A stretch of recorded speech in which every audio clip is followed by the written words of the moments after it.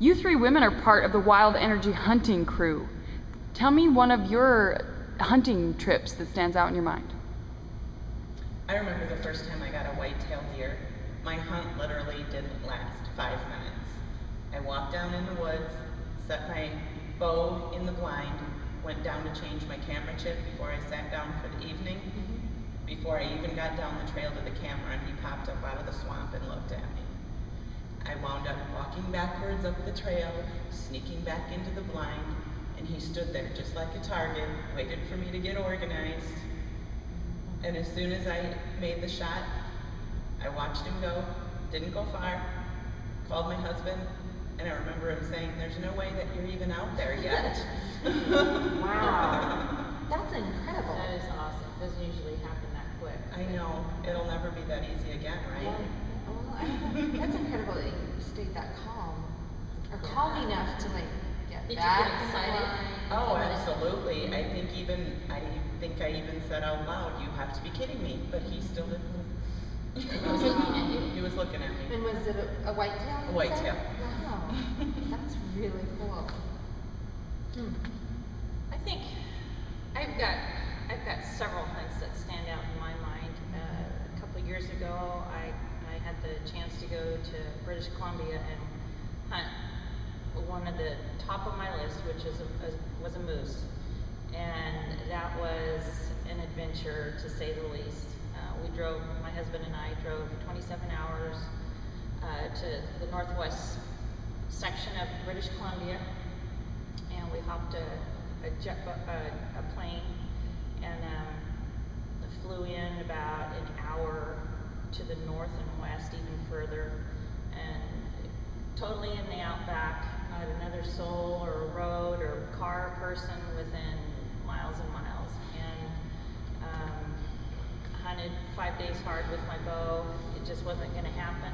Couldn't call the moose in close enough, and just because I was afraid this was going to be a once-in-a-lifetime shot, I pulled my rifle out the 5th day and got a very, very nice moose, and just all the experiences to go with it. The sighting of grizzly bear fur on some of the willows, that we walked along, and the martins that would come and visit our camp every day, and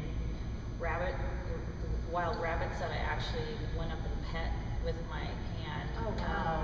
Some really neat experiences. The day we flew in, brand new, they had made an outhouse, which was about the only building there. We slept in pretty primitive conditions, but they did have an outhouse, and we got there and it was totally tipped over, had bear claw marks all over it, and clear up high, and it was a really, really exciting adventure, and I got a beautiful moose that I cried like a baby after I got him, just because of the reverence for the animal, and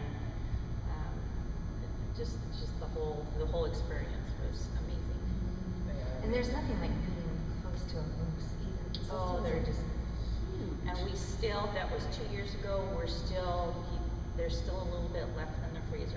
We're still eating on him, and I've shared him with a lot of our friends. Oh, that's neat. That's neat. Great. Yes.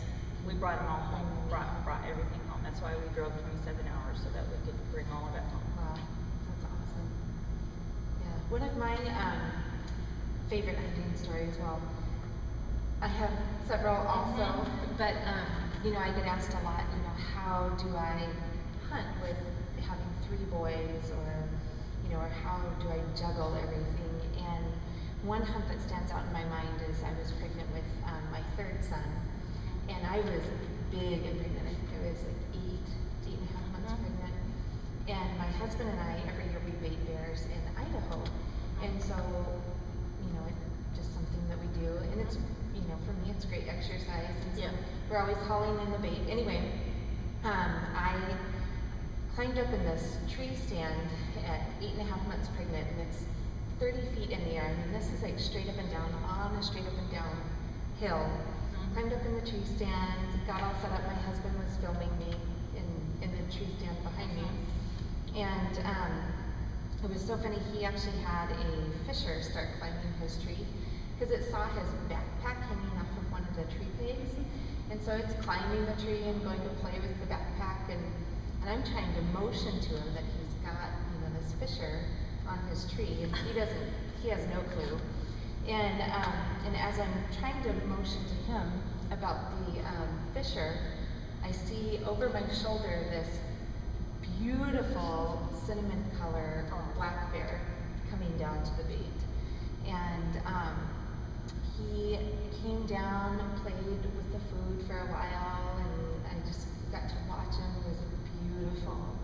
And I was able to take him with my rifle, and so that was really neat. And then that same year, like 2 weeks later, I had this special whitetail tag, and we had the babysitters all lined up, you know, and we would go out and hike all over looking for a whitetail, a nice whitetail. And this, my husband and another gentleman filmed also, but it was exciting because we were laughing because we spotted this deer at dusk way across the meadow, and I decided that that's the one that I wanted to take. So we stalked in as close as we could get, and then I, you know, instinctively dropped into the prone position to shoot. Well, with a big old belly, I could It's not. hard to do. Yeah, I felt like a teeter-totter. So we like packed backpacks under me and everything, and I was able to take them from the prone position. But anyway, it's just, you know, it's nice that you don't have to let your children slow you down. You take them with you. Yes. Or you let them experience it, and you can't always take them with you, but you can share those stories with them, and they're always a part. They come with us when we bait, and so it's nice to be able to have them